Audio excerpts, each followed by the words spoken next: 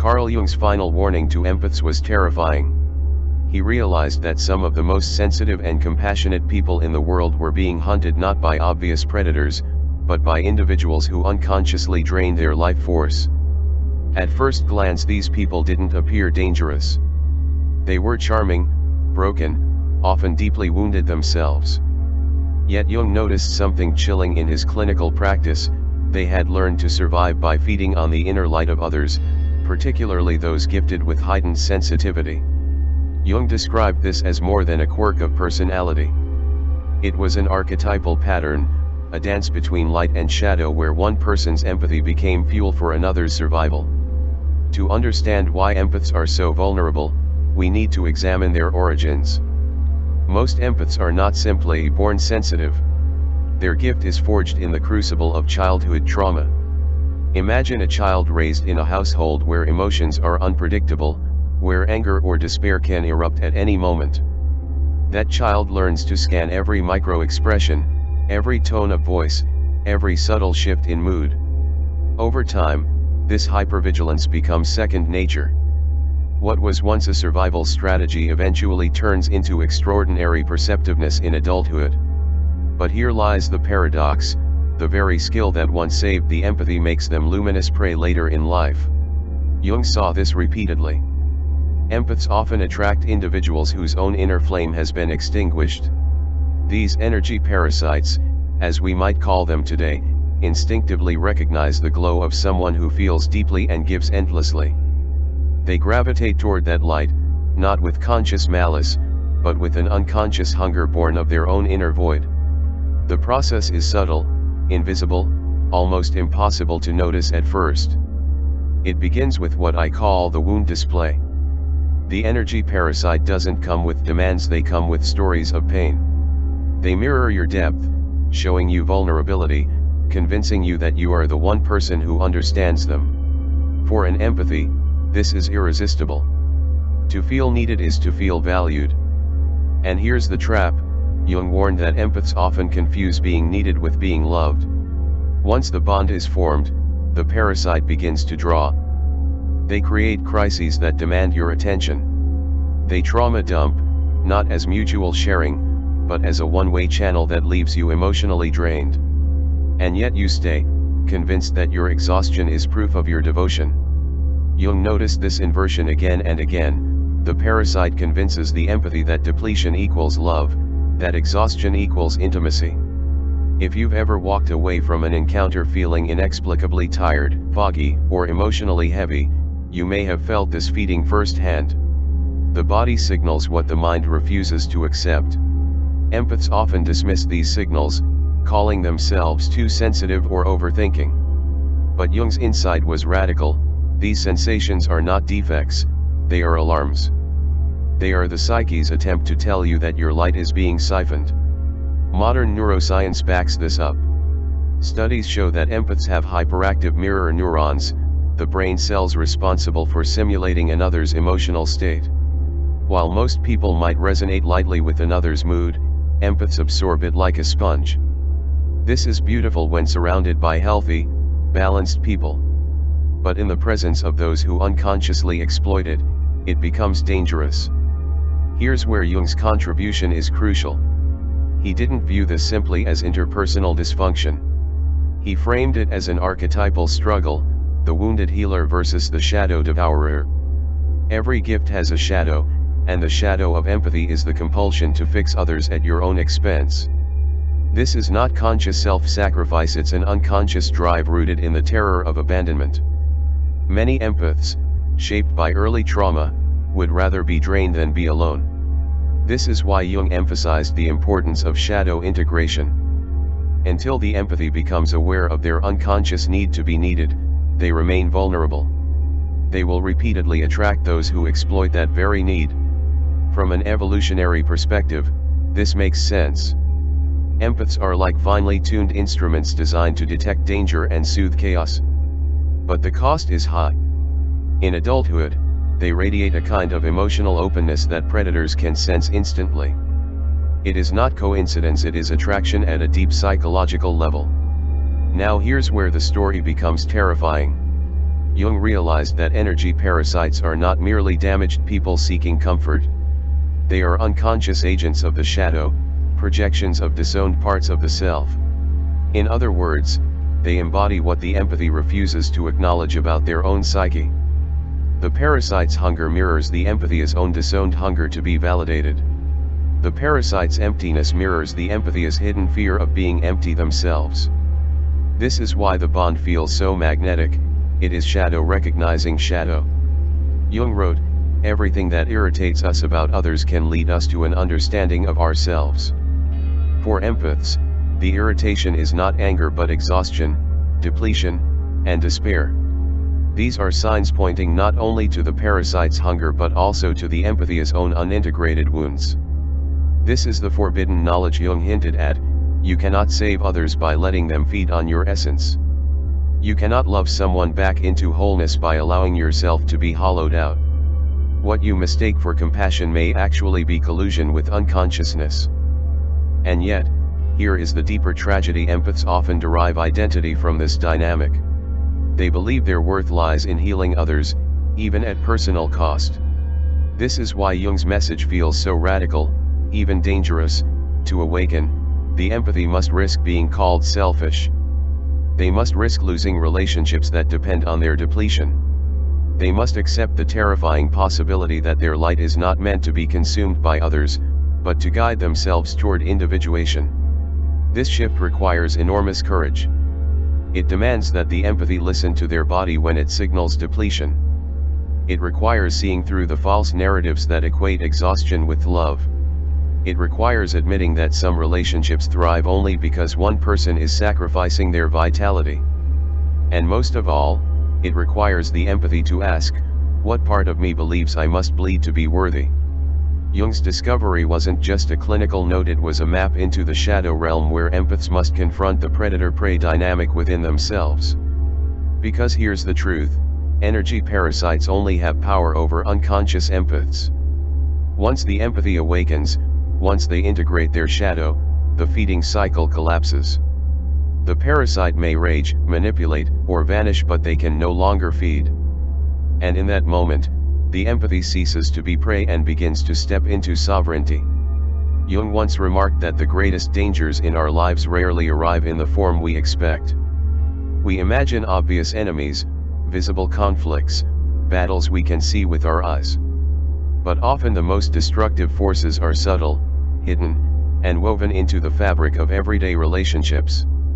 For the empathy, this danger is not always a direct attack, but a slow erosion. It comes not from overt hostility, but from people who unconsciously live off the vitality of others. Jung recognized this long before it was popularized in modern psychology, and he described it as a kind of vampirism of the psyche. These so-called energy predators are not mythical creatures but ordinary human beings whose unresolved wounds and disowned shadows compel them to feed on the light of others in order to survive. The empathy rarely sees this coming. In fact, the first contact often feels like destiny. The predator doesn't appear as a monster but as someone in need, someone broken, misunderstood, or fragile. They radiate pain that feels almost magnetic to the empathy. Jung explained that this isn't deliberate deception, at least not always. It is more often an unconscious survival strategy. The predator has learned, through trauma or neglect, that helplessness secures connection better than strength. By presenting themselves as perpetually wounded, they draw in those with a heightened sense of care. And for the empathy, who feels other people's suffering as though it were their own, the pull is irresistible. The relationship begins with compassion, but very quickly it shifts into something deeper, something far more binding.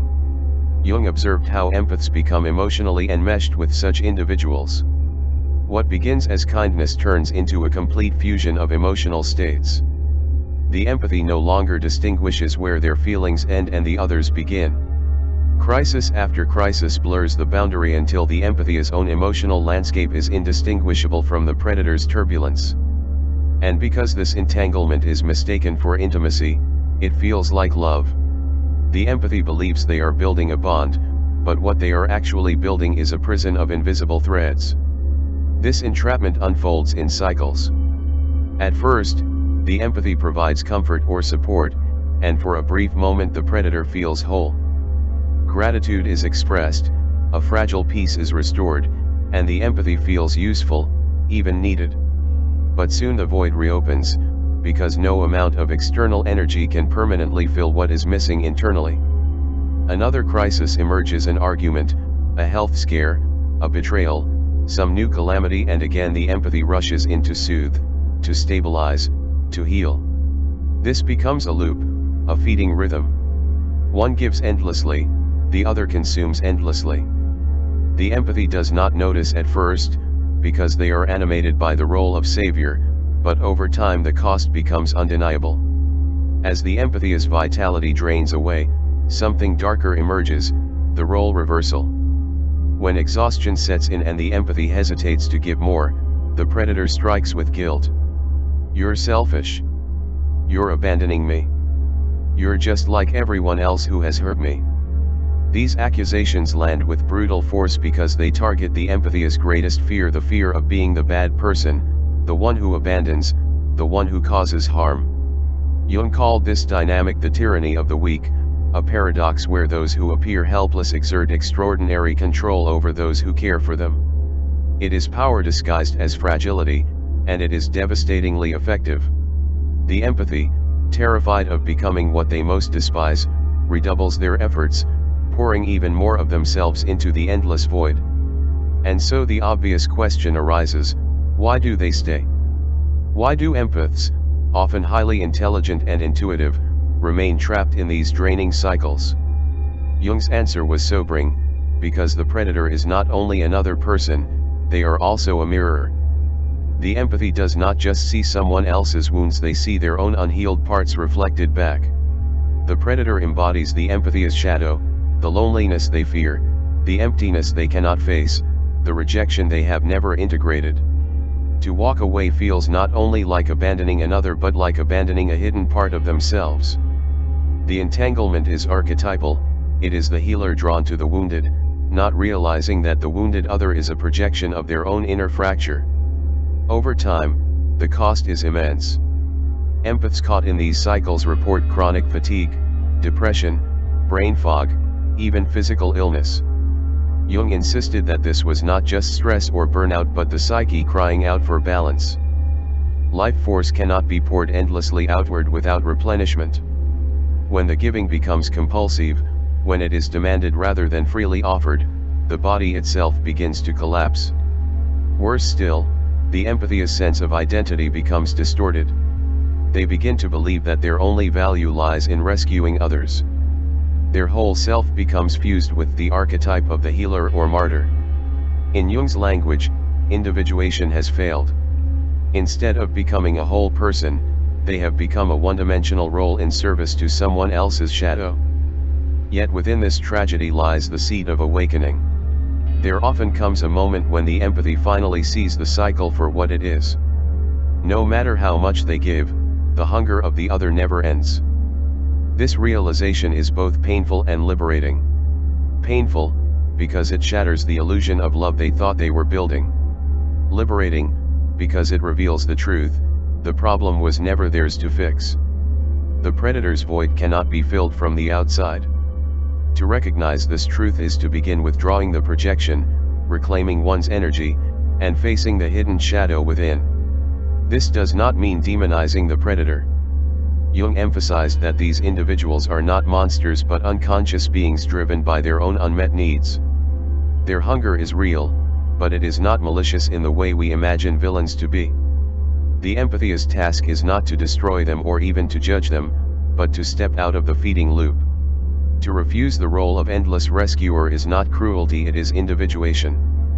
It is the affirmation of one's own life. Jung's prescription was simple in theory, difficult in practice. First, recognize projection, see that the predator reflects your own hidden wounds. Second, integrate the shadow, acknowledge the part of you that clings to being needed. Third, establish boundaries not as cold walls but as sacred expressions of selfhood. Boundaries are not rejection, they are declarations that your life is yours to live. When the empathy integrates their shadow, the cycle ends. They cease to be prey. They no longer mistake entanglement for intimacy or depletion for love. Instead, they become sovereign, capable of compassion without collapse, of connection without consumption. They emerge stronger, clearer, and paradoxically more loving, because their love now flows from fullness rather than from sacrifice. This is the alchemy Jung saw at the heart of individuation, the transformation of unconscious patterns into conscious wholeness. In this sense, the predator is not merely an enemy but an archetypal teacher. They force the empathy to confront what they would otherwise avoid. They push them into the shadow, into the underworld, where true integration becomes possible. The empathy who survives such an ordeal is no longer merely a rescuer but a sovereign being. And perhaps this is why Jung insisted that the path of awakening is not safe or comfortable, it is terrifying. It requires us to face not only the darkness in others but the darkness in ourselves.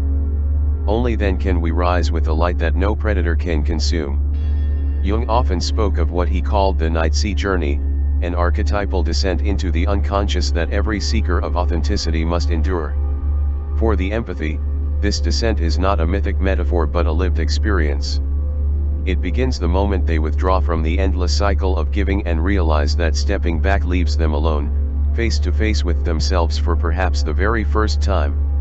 No longer able to rely on the role of healer, no longer distracted by the crises of others, they meet the silence of their own existence and it terrifies them. Jung described this phase as a death, not of the body but of the false self, the persona that once defined their identity. For the empathy, the persona has always been the giver, the nurturer, the one who saves. Without that mask, who are they? This is the question that echoes in the darkness, and it is this question that marks the beginning of the transformation.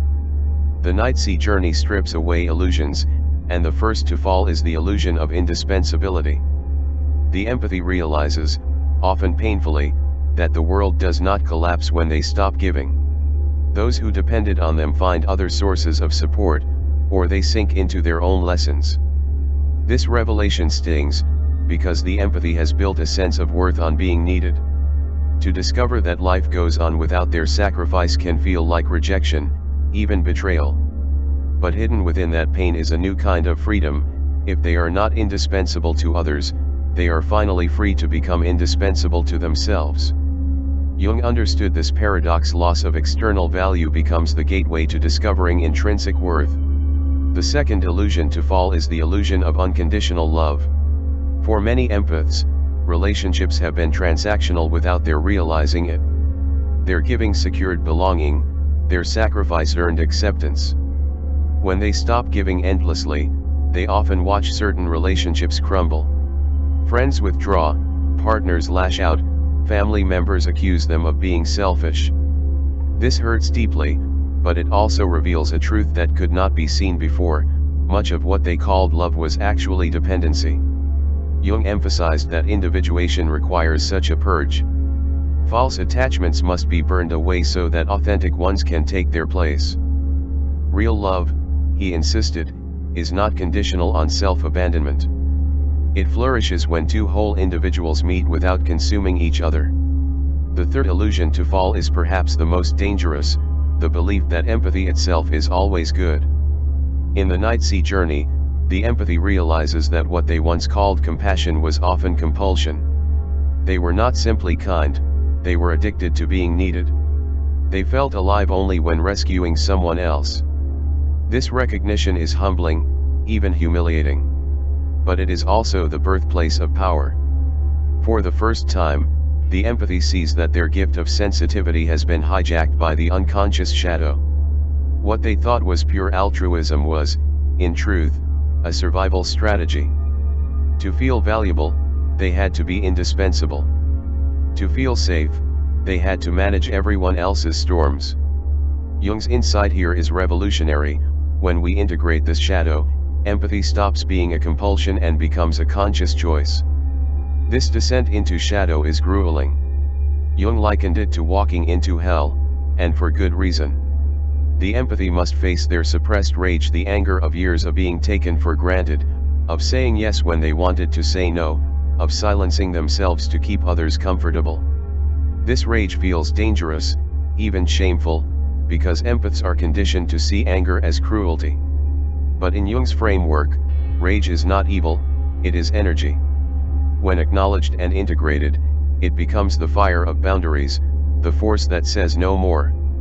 Without rage, empathy remains weak and exploitable. With rage transmuted into clarity, empathy becomes strong and discerning.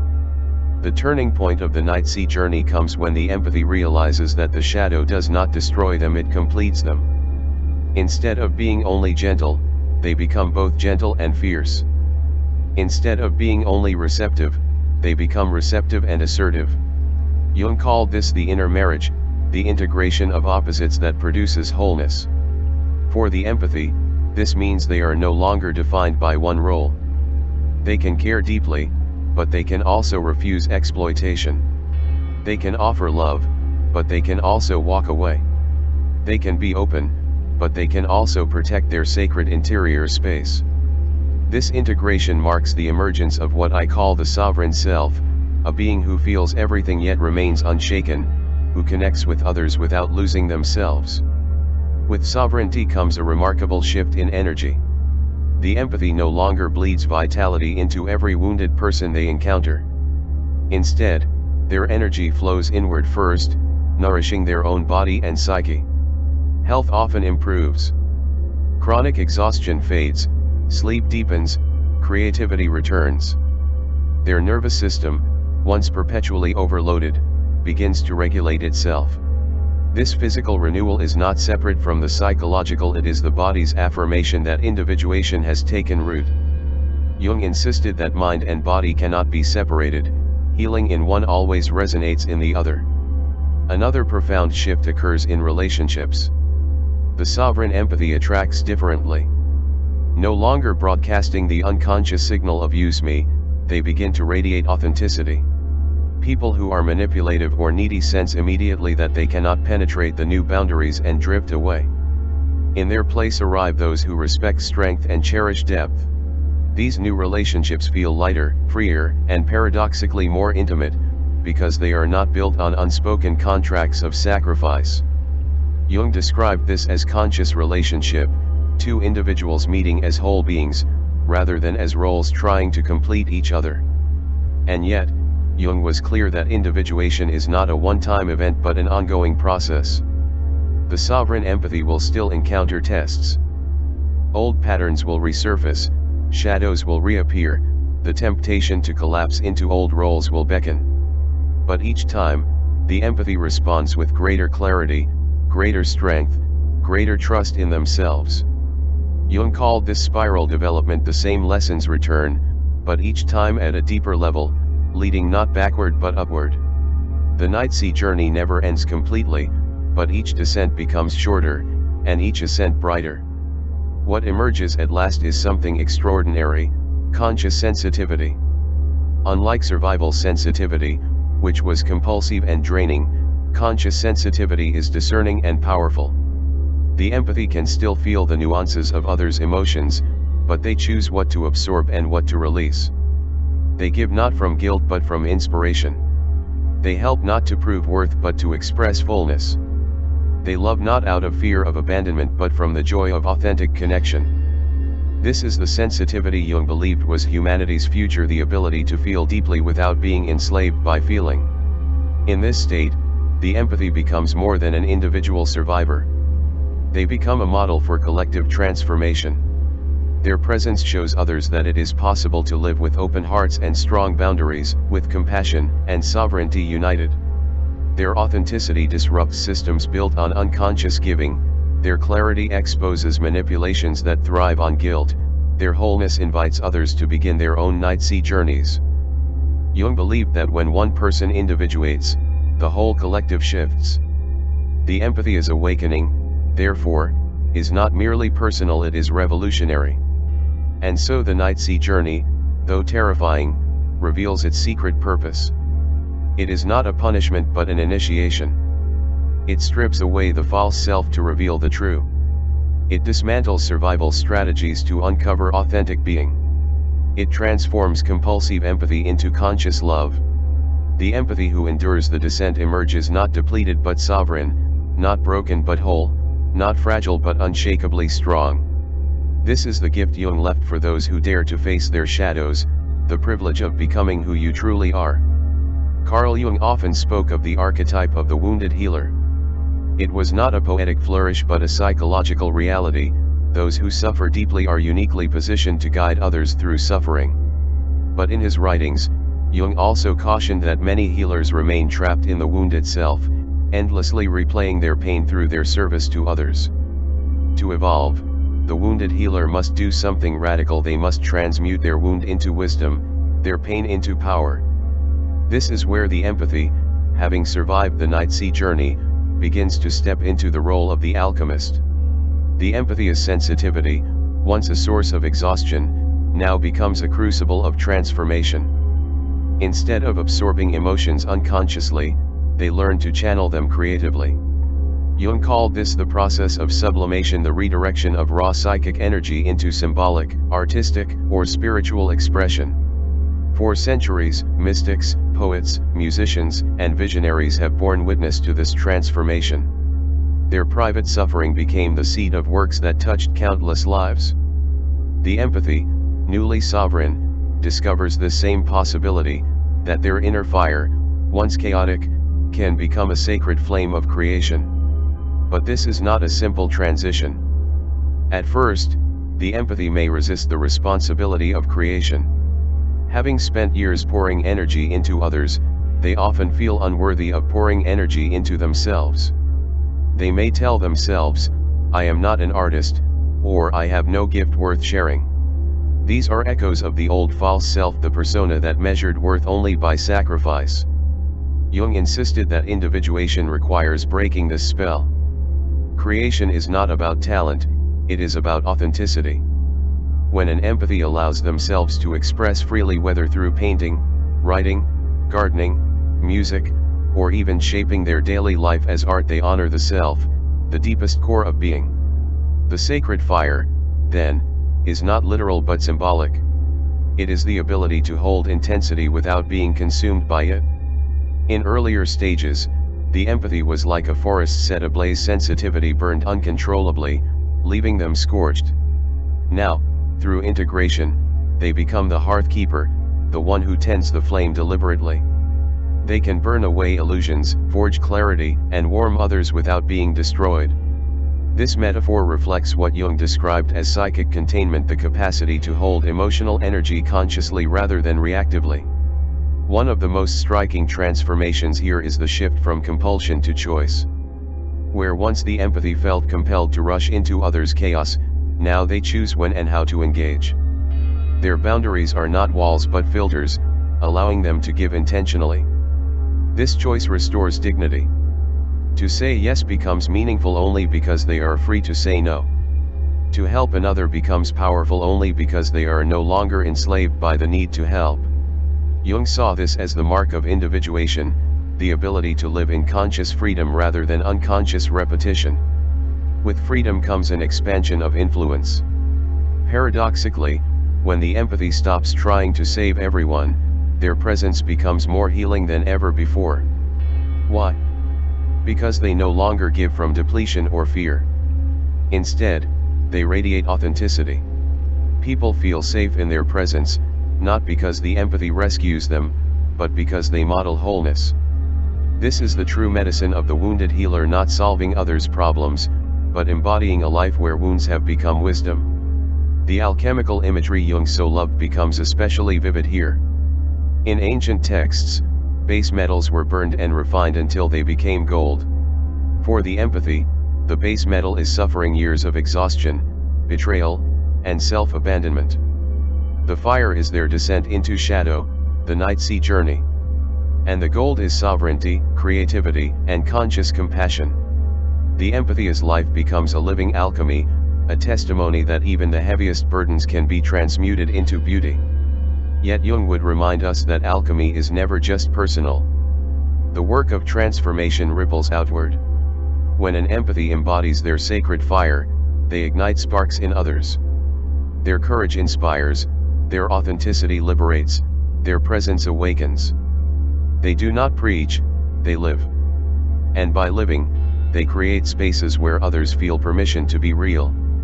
This is the empathist's highest calling, not to save the world by carrying it, but to transform the world by illuminating it. But there is a subtle danger here, too.